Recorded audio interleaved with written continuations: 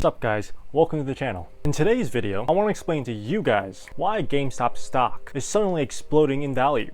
Now before I go into the GameStop stock, I want to address what do people hope to gain from investing their money into these companies.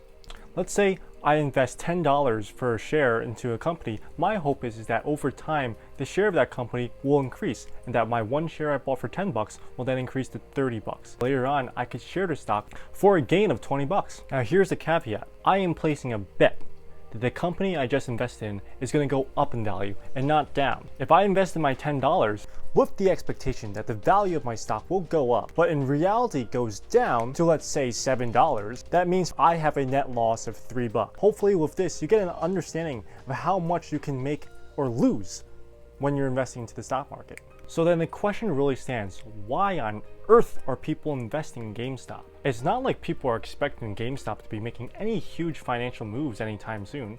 In fact, I think people believe the opposite and believe that GameStop will be going down in value. Because in a digital age, when I can get anything instantly, why would I go to a physical game store and wait in line? When I don't even have to leave my couch, go to the online game store and purchase the game from there.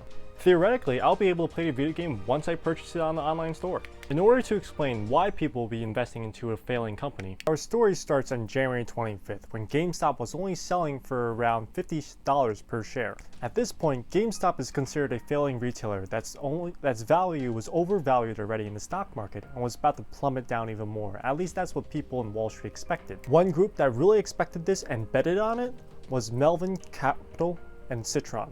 These guys were doing something called short selling, which is essentially when someone bets that a stock is going to perform poorly and then profit from the poor performance. Oddly enough, there was a group of people who caught wind of this, and those group of people came from this subreddit page, Wall Street Bets, a rather large subreddit community with 4 to 5 million users. A lot of them post about memes, and a lot of them are just casual day traders. Hell, just looking at some of their top posts of the year, a lot of them have to do with memes concerning Elon Musk, which is kind of weird.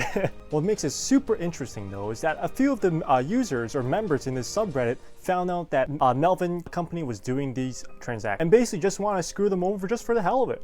I'm not sure how it blew up, because who knows how things blow up on the internet. And suddenly this entire subreddit page, not the entire subreddit page, but a lot of people started buying the GameStop stock. And this is what analysts started to pick up on the day of January 26th. They started buying so much that the stock became so overvalued, forcing Melvin Company to throw in a towel and start short squeezing. If you don't know what short squeezing is, it is when an investor who bets that a certain stock is going to fail, in this case Melvin Corp believing that GameStop stock would fail, starts to suddenly find out that their bet was wrong and that the stock is very much increasing rapidly. So in order to cover their losses, they themselves start buying the stock, which in turn increases the value of stock even more. Now we see that GameStop stock is up 700%. Something you have to remember is that GameStop stock increase is artificial. So if you're considering buying GameStop stock, I want you to consider this. Normally invest in a failing company, would you lend money to a friend who would then take your money, move away, cut all ties, and never pay you back? Just consider those thoughts. Seems too good to be true? That's because it is. Super weird, but I hope that explains some things for you guys. If you haven't commented, liked, or subscribed, make sure you do so down below. I plan to make some more Big 4 accounting videos for you guys in the future, so be on the lookout in the next days and weeks for those things. Until the next video, have a good one.